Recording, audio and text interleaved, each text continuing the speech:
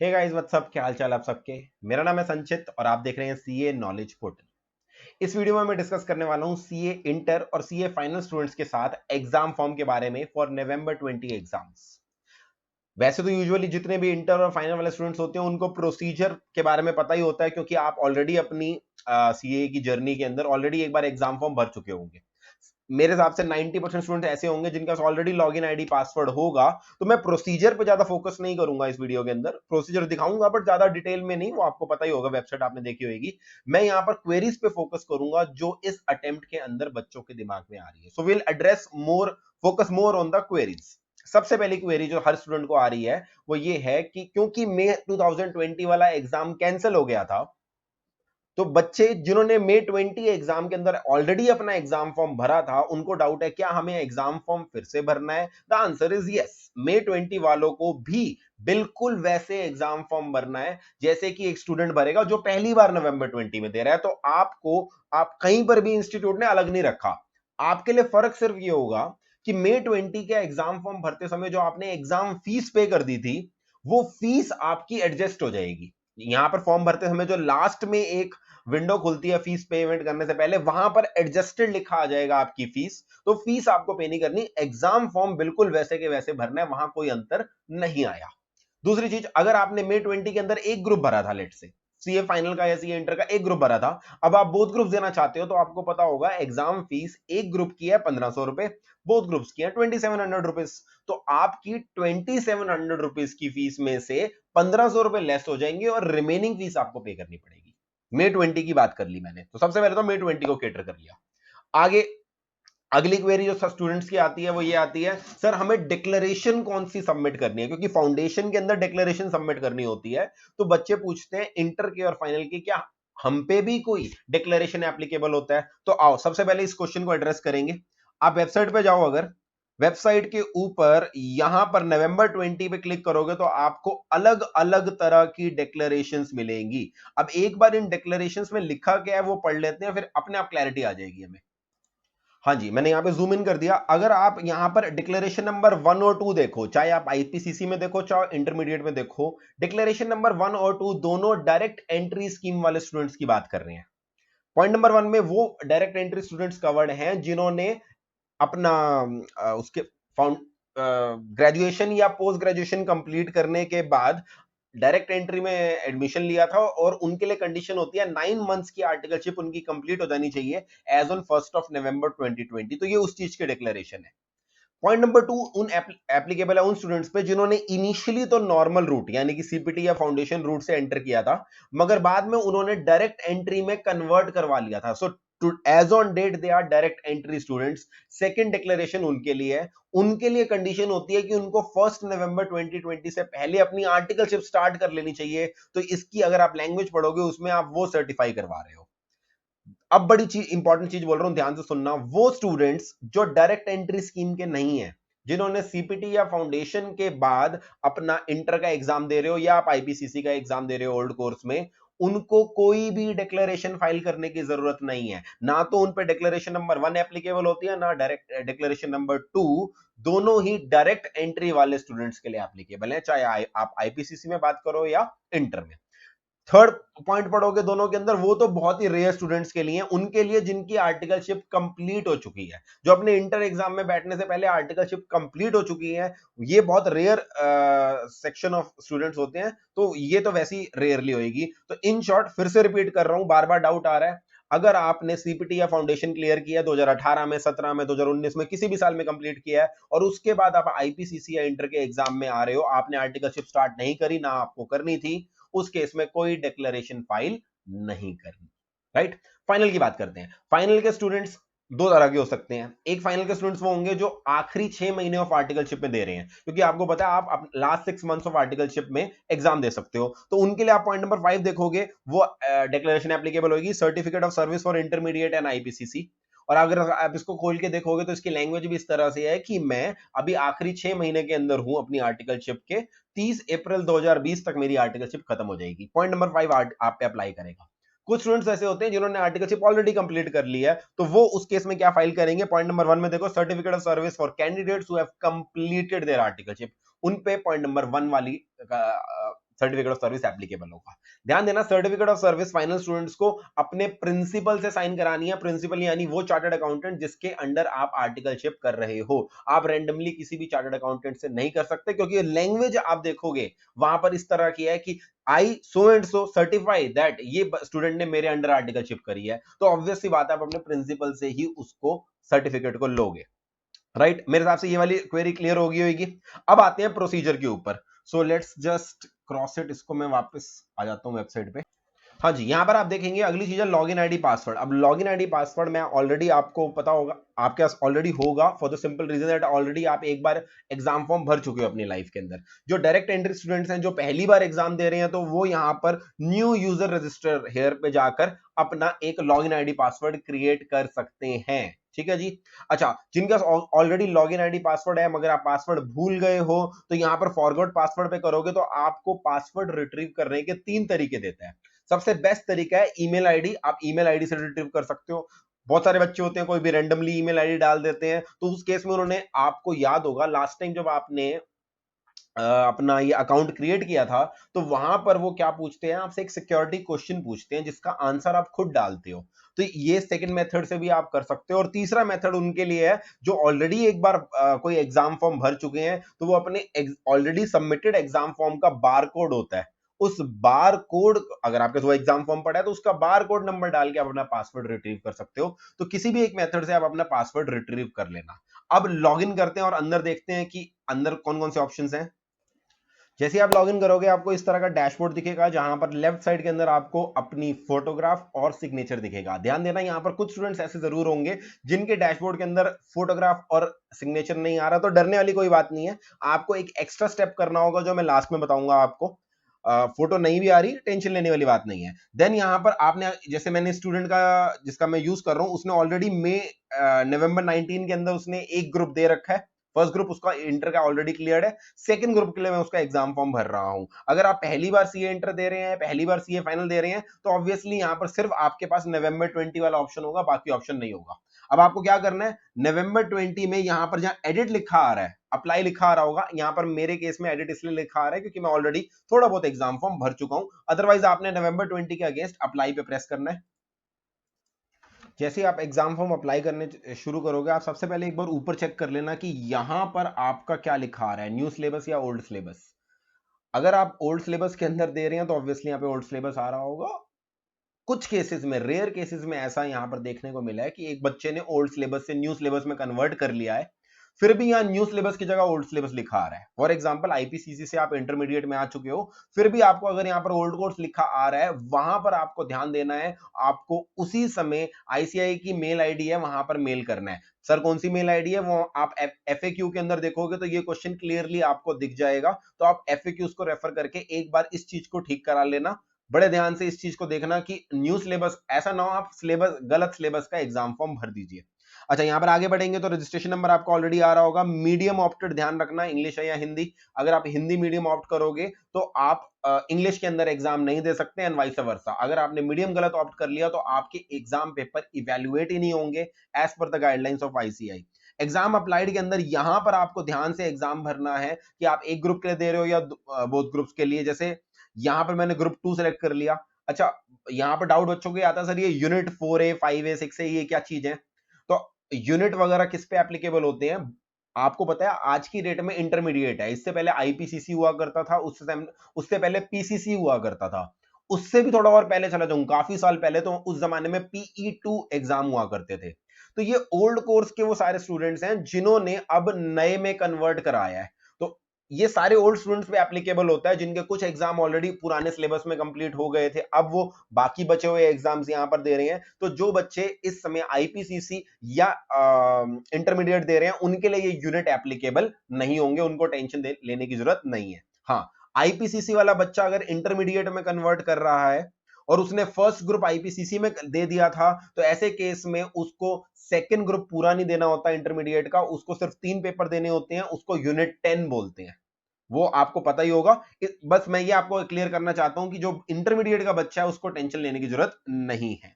यहां पर मैंने इंटरमीडिएट से ग्रुप 2 सेलेक्ट कर लिया। ठीक है जी। अच्छा, रीजन के अंदर आपने ये देखना है कि आपको एग्जाम देने का है। इट इज इररिस्पेक्टिव, आप ऑलरेडी अगर एनआरओ में रजिस्टर्ड हो, आप इस समय देश के किसी भी कोने में एग्जाम दे सकते हो, तो आपको ये टेंशन लेने की जरूरत नहीं है कि सर मेरा तो एनआरओ है, मैं कहीं और रजिस्टर हो सकता हूँ। लेट्स से मैंने यहाँ पर नॉर्दर्न रीजन सेलेक्ट कर लिया, then you have to go for cities. Cities के अंदर अगर मैं आऊंगा तो again I am telling you, कुछ सिटीज ऐसी मिलेंगी आपको जहां पर मल्टीपल 1 से लेकर 8 तक है। इन सिटीज को लेकर आपको बहुत ज्यादा ध्यान रखना है। जैसे दिल्ली में सेलेक्ट करूं, तो दिल्ली के अंदर कोई भी एक रीजन सेलेक्ट करोगे ना, तो यहां पर लिखा हुआ आ जाएगा कि ये कौन सा एरिया कवर करता है। इसके अंदर करकाडूमा, जैसे जहां पर हमारा आईसीआई का की बिल्डिंग है, उसके आसपास हो तो आपको दिल्ली 5 सेलेक्ट करना है। तो इस चीज को बड़े ध्यान से करना। नेक्स्ट चीज है हमारी कि आप रजिस्टर्ड कैसे हुए थे। अब यहां पर बच्चे कंफ्यूज होते हैं। देखो, अगर मैं 2 ग्रुप के लिए रजिस्टर्ड हूं, तो मुझे दोनों ग्रुप की डिटेल देनी है। रजिस्टर्ड फॉर बोथ, मेरे को ये प्रेस करना है। बहुत सारे स्टूडेंट्स रजिस्ट्रेशन तो 2 ग्रुप की करा लेते हैं, मगर एग्जाम फॉर्म 1 ग्रुप का भर रहे होते हैं, तो उनको भी रजिस्टर्ड फॉर बोथ ग्रुप्स ही लिखना है। ठीक है जी। ये मत कहना कि मैं 1 ग्रुप दे रहा हूं तो मैं ग्रुप रजिस्टर्ड फॉर ग्रुप 1 ही लिखूं। आप बोथ ग्रुप सेलेक्ट कर सकते हो, क्योंकि आप रजिस्ट्रेशन दोनों के लेकर आ ली है। कौन सा आप पेपर देना चाहते हो इस बार, वो यहां से सेलेक्ट हो रहा है, राइट। इसके अंदर आप जो रजिस्टर्ड हो, आपका जो भी रजिस्ट्रेशन लेटर आया था, वहां पर आपको मंथ, ईयर और डेट देनी पड़ेगी। ये आपको मिल जाएगा जब भी आपको रजिस्ट्रेशन सर्टिफिकेट आया था मार्च के महीने में, या जब भी आपने रजिस्टर कराया था। अगर आप ये डेट भूल चुके हो तो एसएसपी पोर्टल में जाकर आप ये डेट देख सकते हो। ये डेट वहां पर भी दे रखी होती है। अगली चीज, ये पोर्शन उनके लिए रेलेवेंट है जिन्होंने डायरेक्टली इंटरमीडिएट में एडमिशन नहीं लिया था, जो कन्वर्ट करके आए हैं आईपीसीसी से या पीई2 पुरानी एग्जामिनेशन से। वो आप यहां पर सेलेक्ट करेंगे कि उन्होंने कन्वर्ट करने के बाद कौन से ऑप्शन में आए थे। यहां पर एक पिन कोड डालना है। आप सबको पता होगा 4 डिजिट का पिन कोड डालना होता है, जो रिजल्ट के समय आपको इंश्योर करता है कि आपके अलावा कोई भी रिजल्ट ना देख सके। तो कोई भी ऐसे 4 डिजिट डालना जो आपको याद रह सकते हैं। ये इंपॉर्टेंट चीज है जो आपको डालनी है। आपकी एलिजिबिलिटी का क्राइटेरिया क्या है। Obviously most of the student CPT या फाउंडेशन क्लियर करके आए होंगे, तो उनको अपना सीपीटी और फाउंडेशन के मार्क का रोल नंबर यहां पर लिखना है। ध्यान देना, जब मंथ और ईयर सेलेक्ट करोगे तो उस मंथ और ईयर को मत सेलेक्ट करना जिसमें आपका रिजल्ट आया था, उसको सेलेक्ट करना जिस मंथ में आपने अपीयर किया था। फॉर एग्जांपल नवंबर 19 के लिए आप यहां पर 11 और 2019 सेलेक्ट करोगे, ऑल्दो उसका रिजल्ट फरवरी 2020 में आया था, राइट। फिर आता है डिटर्मिनिंग एलिजिबिलिटी। एलिजिबिलिटी के लिए आप क्या कर रहे हो, आप किसके बेसिस पर यहां पर आए हो। तो जो सीपीटी और फाउंडेशन रूट वाले इसको सेलेक्ट कर लेंगे, और जो पुरानी रूट में थे PE1 वगैरह में, ये बहुत रेयरली सिलेक्ट होगा मेरे हिसाब से। अगर कोई बच्चा डायरेक्ट कन्वर्ट करा के आ रहा है तो वो बताएगा कि उसने कहां से कन्वर्ट किया है, और डायरेक्ट एंट्री वाले स्टूडेंट यहां से सेलेक्ट करेंगे। डायरेक्ट एंट्री में भी अलग अलग यहाँ पर ऑप्शंस दे रखे हैं। डायरेक्ट एंट्री आपको पता है 2 अलग अलग स्कीम होती है। एक होती है ग्रेजुएट्स और पोस्ट ग्रेजुएट्स के लिए, एक होती है कॉस्ट आईसीएम में और आईसीएसआई में, जिन्होंने इंटर क्लियर कर लिया उनके लिए। तो बड़े ध्यान से आप अपना एलिजिबिलिटी क्राइटेरिया यहां पर सेलेक्ट करना। इसके बाद यहां पर आ जाते हैं, ये पोर्शन उन बच्चों को भरना है जिन बच्चों ने ऑलरेडी अपना एक ग्रुप क्लियर कर रखा है। जैसे कि मैं यहां पर जिस स्टूडेंट की आईडी खोल के बैठा हूं, she is filling it for group 2। Group 2 के लिए उसको फिल करना है। ग्रुप 1 उसका ऑलरेडी क्लियर्ड है, तो ऑब्वियसली अगर आपका ग्रुप 1 क्लियर्ड है तो आप ग्रुप 1 की सारी डिटेल यहां पर डालोगे। जो पहला अटेम्प्ट दे रहे हैं या जिनका कुछ भी अभी तक क्लियर नहीं हुआ इंटर और आईपीसीसी में, वो इसको खाली छोड़ देंगे, राइट। फिर यहां पर एग्जामिशंस की बात है। आपको पता है इंटर लेवल पे और आईपीसीसी लेवल पे अगर किसी भी एग्जाम में आप 60 मार्क्स से ज्यादा ले लेते हो तो आपके 3 बार के लिए वो पेपर एग्जेम्प्ट हो जाते हैं। इसीलिए आप यहां पर देखोगे सिर्फ 3 एग्जामिनेशंस का जिक्र है। अगर इन 3 एग्जामिनेशन में कोई भी एक पेपर आपका एग्जेम्प्ट हुआ है, तो आपको उस एग्जामिनेशन का रोल नंबर और वो रिस्पेक्टिव पेपर के बारे में लिखना है। This is how you avail exemption. Exemption automatically नहीं मिलती, आपको डिक्लेयर करनी पड़ती है। इसके बाद ये सब कुछ करने के बाद आप आई एग्री प्रेस करोगे and then you will press save details. ठीक है जी। जैसे ही आप सेव एंड प्रीव्यू को प्रेस करोगे, अब मैं यहां पर आगे लेके जा नहीं रहा क्योंकि मैं सारी डिटेल भरना नहीं चाहता। सेव एंड प्रीव्यू करने के बाद यही सारी डिटेल फिर से दिखने लग जाएंगी आपको। और जब आपको फिर से ये डिटेल्स दिखेंगी, इसको मैं छोटा कर देता हूं। जब आपको ये फिर से सारी डिटेल्स दिखेंगी तो लास्ट में आपको फीस कॉलम दिखेगा। फीस कॉलम के अंदर बड़े ध्यान से बता रहा हूं आपको मैं, May 20 वाले बच्चों के फीस के अंदर से ऑलरेडी जो उनकी एग्जाम फीस पे कर चुके हैं वो रिड्यूस्ड की हुई मिलेगी। यानी आप अगर 1500 रुपए पे कर चुके हो और इस बार भी 1500 ही बनती है आपकी, एक ही ग्रुप के लिए अप्लाई कर रहे हो, तो आपको कोई फीस पे करने की जरूरत नहीं है। बाकी बच्चे अगली फॉर्म के बाद एग्री करने के बाद वहां पर मेक पेमेंट करेंगे। पेमेंट के लिए आपको अलग अलग ऑप्शंस दे रखे हैं, वहां से पेमेंट करेंगे। एंड लास्ट में जब आप पेमेंट कर लोगे या जब अब आप अगली उस पर सबमिट कर दोगे, बिना अगर आपकी पेमेंट एडजस्ट हो रही है, लास्ट में आएगा पीडीएफ डॉक्यूमेंट आपके पास। अब वो पीडीएफ डॉक्यूमेंट डाउनलोड करोगे जब एग्जाम फॉर्म का, उसके अंदर दो केस हो सकते हैं। या तो वो पीडीएफ डॉक्यूमेंट के अंदर आपकी फोटोग्राफ और आपके सिग्नेचर ऑलरेडी दिख रहे हैं, या उस पीडीएफ के ऊपर फोटोग्राफ और सिग्नेचर नहीं आ रहे। देयर आर हाई चांसेस, अगर आप लॉग इन करते समय आपकी फोटोग्राफ और सिग्नेचर आ रहे थे, तो आपके एग्जाम फॉर्म के अंदर भी देयर आर हाई चांसेस वो फोटोग्राफ और सिग्नेचर ऑलरेडी आ रहे होंगे। मगर जिस बच्चे के यहां पर इनिशियली नहीं आई थी फोटोग्राफ, उसकी शायद लास्ट में भी पीडीएफ के अंदर नहीं आएगी। तो सर क्या करें? जिस बच्चे की फोटोग्राफ और सिग्नेचर आ रहे हैं आखिरी पीडीएफ में, उसको कुछ नहीं करना, उसका प्रोसीजर खत्म। यानी उसको कोई फिजिकल सबमिशन नहीं करनी, उसको कुछ भी जाकर डिलीवर नहीं करना आईसीआई के ऑफिस के अंदर जाके। मगर वो स्टूडेंट जिसके पीडीएफ में उसकी फोटोग्राफ और उसके सिग्नेचर नहीं आ रहे, उसको क्या करना है? अपनी फोटोग्राफ लगानी है, उस पर साइन करना है और उस डॉक्यूमेंट को अटेस्ट करवाना है किसी भी चार्टर्ड अकाउंटेंट से, हेड ऑफ इंस्टीट्यूशन से या गेस्टेड ऑफिसर से। फिर से रिपीट कर रहा हूं, अपने एग्जाम फॉर्म को सिर्फ उसी बच्चे को फिजिकली सबमिट करना है जिसके आखिरी डॉक्यूमेंट, आखिरी जो पीडीएफ डाउनलोड हो रहा है उसमें फोटोग्राफ और सिग्नेचर नहीं आ रहे। जिसके ऑलरेडी आ रहे हैं उसको कुछ नहीं करना, एग्जाम फॉर्म का प्रोसीजर आपका खत्म हो गया। ठीक है।